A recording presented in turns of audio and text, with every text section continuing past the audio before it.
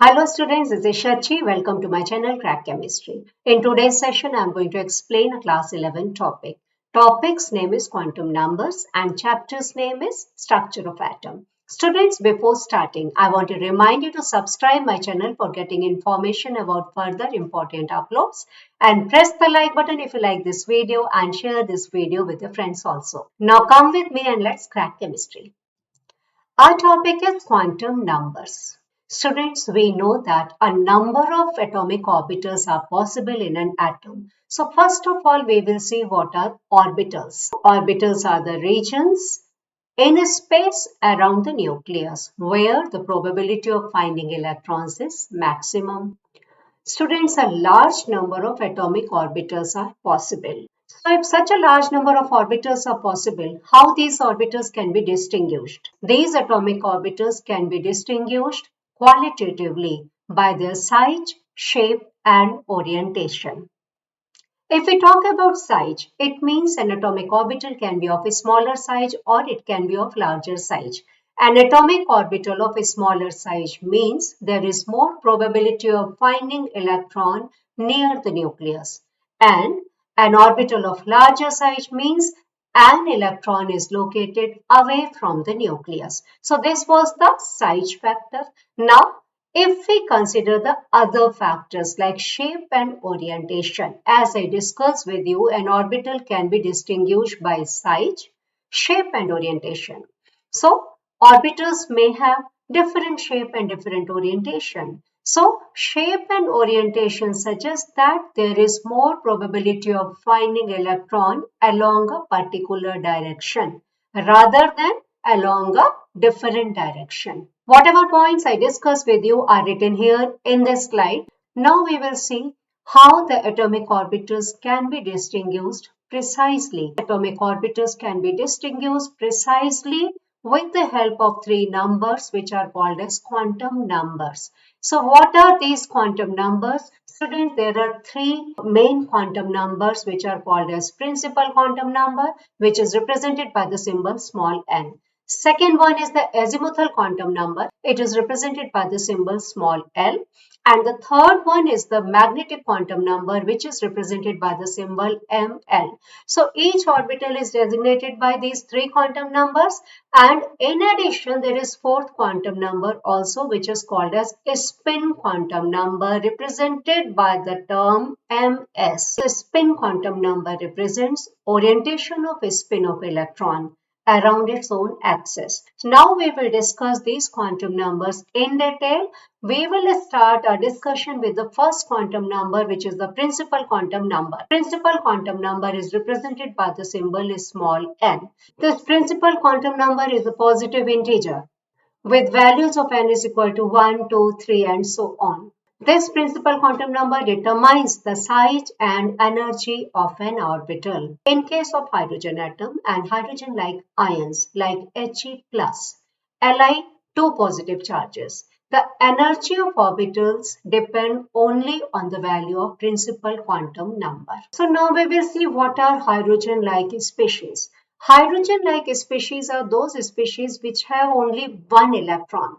So the point is that for hydrogen atom and for hydrogen-like species, the energy and size of orbital depends only on the value of principal quantum number n. But in case of multi-electron atoms, means the atoms or ions which have more than one electron, the energy and size of the orbital not only depends on the value of principal quantum number, but it depends on the other quantum numbers as well. Students, this principal quantum number n also identifies the shell. I discussed with you in the beginning that it can have the value 1, 2, 3, etc. So if the value of n is equal to 1, it means it represents the first shell, or first shell is also called as K shell. Similarly, if I take n is equal to 2, so n is equal to 2 represents the second shell or L shell. Another very important point is that with the increase in value of n, the number of allowed orbitals increases, and these orbitals are given by n square. Let me explain this point by taking this example. If I talk about n is equal to 1. So n is equal to 1 means which shell? It represents the first shell. First shell is also called as K shell. Number of orbitals in this first shell or K shell will be equal to n square. So number of orbitals in this first shell will be equal to 1 square means 1. So first shell has only one orbital. If n is equal to 2, then number of allowed orbitals will be n square means 2 square. That will be equal to 4. It means second shell consists of 4 orbitals. Similarly, n is equal to 3 means number of orbitals will be equal to 3 square means 9. It means third shell consists of 9 orbitals. Now, whatever points we discussed with you are written here. Point number first is that size of an orbital increases with the increase in principal quantum number. For example, if I talk about n is equal to 1, n is equal to 2, n is equal to 3, and so on. So, the orbital with n is equal to 3 will be larger in size than the orbitals with n is equal to 1 and n is equal to 2. Or you can conclude that electron will be located away from the nucleus with the higher values of n. Another very important point is that if you want to shift the negatively charged electron away from the nucleus, what you have to do? You have to supply energy because the negatively charged electron is attracted by the positive charged nucleus with the help of electrostatic forces of attraction. So if you want to remove negatively charged electron away from the positive charged nucleus, you have to supply energy. Therefore, the energy of orbital always increases with the increase in value of n. Now we will discuss the second quantum number. Second quantum number is azimuthal quantum number, which is represented by the symbol small n. This quantum number determines the three-dimensional shape of an orbital. For a given value of n, L can have n values ranging from 0 to n minus 1. Azimuthal quantum number is also known as orbital angular momentum or subsidiary quantum number. It defines the three-dimensional shape of the orbital. Another important point is that for a given value of n, L can have n values ranging from 0 to n minus 1. Let's try to understand the point just discussed with the help of this example. For example, for n is equal to 1, value of L is only 1. And what is that only one value? That value will be 0. Okay, so 0, only one value of L is 0 here. Then for n is equal to 2, the possible values of L are 2. So these two values are 0 and 1. If n is equal to 3, L also has 3 values which range from 0 to n minus 1. Now let's try to understand this point further. Just now we discussed with you principal quantum number n represents the shell. And the azimuthal quantum number L represents the subshell. So if n is equal to 1, it means there is only one subshell present in the first shell, which is represented by azimuthal quantum number L is equal to 0. Now, if n is equal to 2, there will be two subshells which have the values of L as 0 and 1. Okay, if n is equal to 3, the number of subshells will be 3 with values of L, 0, 1 and 2. The points which I just discussed with you are written here in this slide. Each shell consists of one or more subshells or sublevels. The number of subshell in a principal shell is equal to the value of n. I hope these points are clear to you. So n represents the main shell, L represents the subshell. So here we will see that how these subshells are named. If n is equal to 1, there will be only one value of L, that will be 0. So what does it mean? 0 represents subshell. What is that subshell? L is equal to 0 represents S subshell. And since the value of n is 1, so this subshell will be represented as 1s. Now I am talking about n is equal to 2. If n is equal to 2, there will be two values of L. These two values of L are 0 and 1. Okay, so L is equal to 0, represents the subshell which is S subshell. But this time n is equal to 2, so the subshell designation will be 2S. Now consider about L is equal to 1.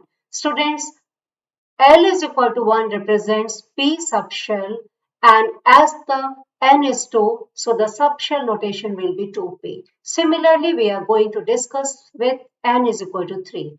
N is equal to 3 means there will be three values of L which are 0, 1 and 2. L0 represents S subshell, but as n is equal to 3, subshell notation will be 3S. If n is equal to 3, L is equal to 1, the subshell notation will be 3P. With n is equal to 3 and L is equal to 2 represents D subshell, and notation of subshell will be 3D. Now in the last we will discuss about n is equal to 4. If n is equal to 4, there will be four values of n which will be 0, 1, 2 and 3. N is equal to 4, L is equal to 0 means subshell notation will be 4S. N is equal to 4, L is equal to 1. Subshell notation will be 4P. N is equal to 4, L is equal to 2. We will have 4D. And N is equal to 4, L is equal to 3 will represent the another subshell which is 4F. We discussed about number of subshell for a given shell will be equal to value of n. So n is equal to 1, you can see here only one subshell is possible. Now consider n is equal to 2. N is equal to 2, there are only two subshells possible which are 2S and 2P. Now n is equal to 3. How many subshells will be possible there? 3 subshells will be possible there which are 3S, 3P and 3D. Now n is equal to 4. N is equal to 4 means 4 subshells are possible which are represented as 4S, 4P, 4D and 4F.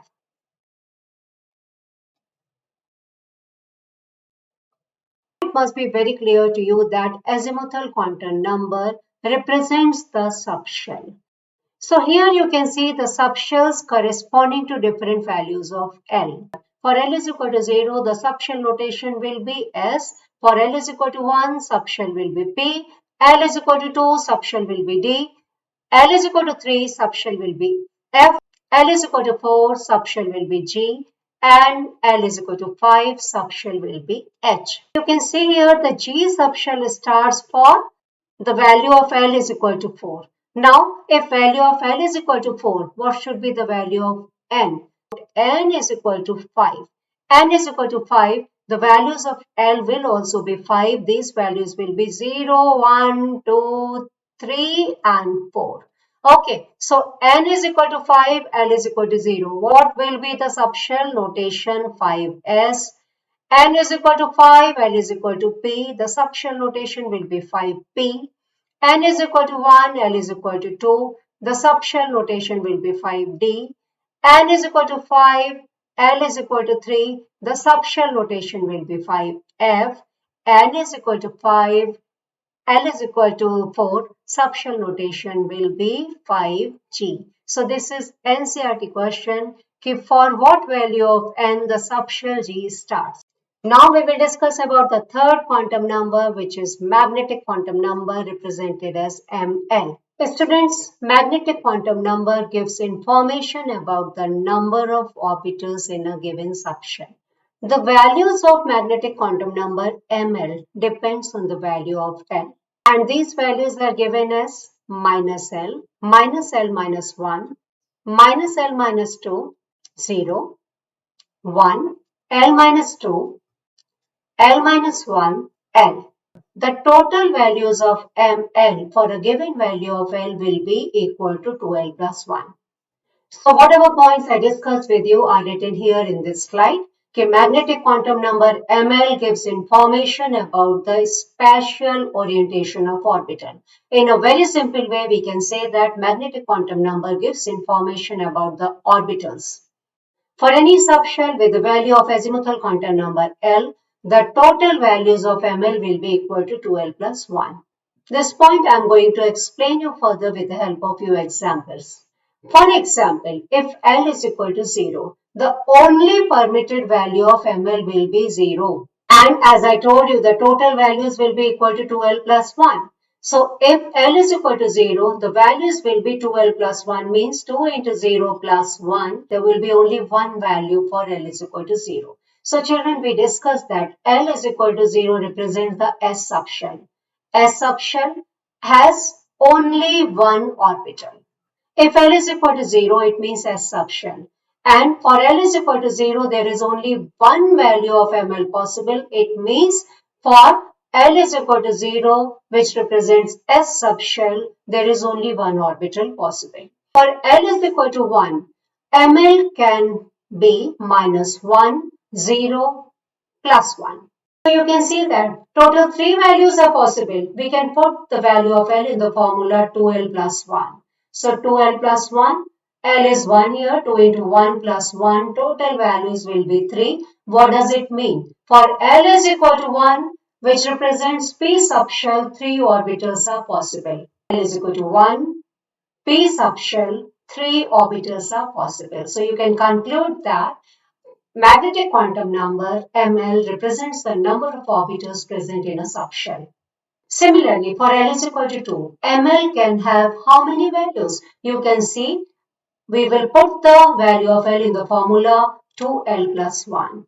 So L is equal to 2. So 2 into 2 plus 1. It means 5 values are possible. So for L is equal to 2, 5 values of ML are minus 2, minus 1, 0, plus 1, plus 2.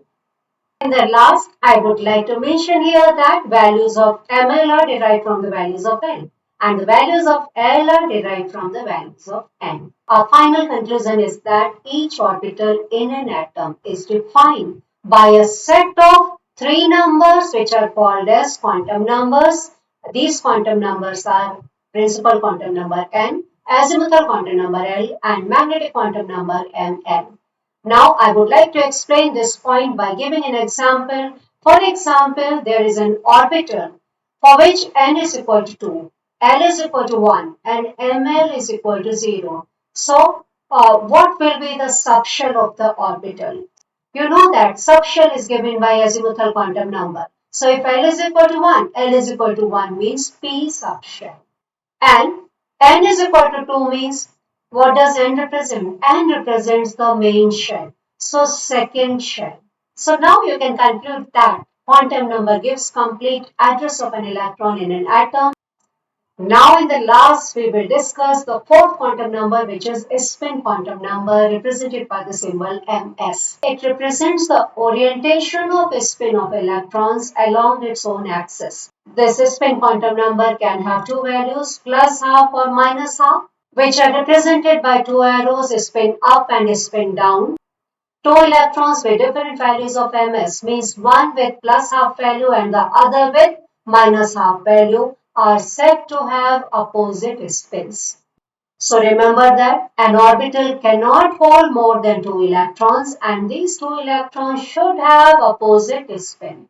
Students, thank you so much for watching this video. I hope each and every point is clear to you. Please subscribe my channel, like this video in case if you liked it and share this video with your friends also. Thank you so much. Have a nice day.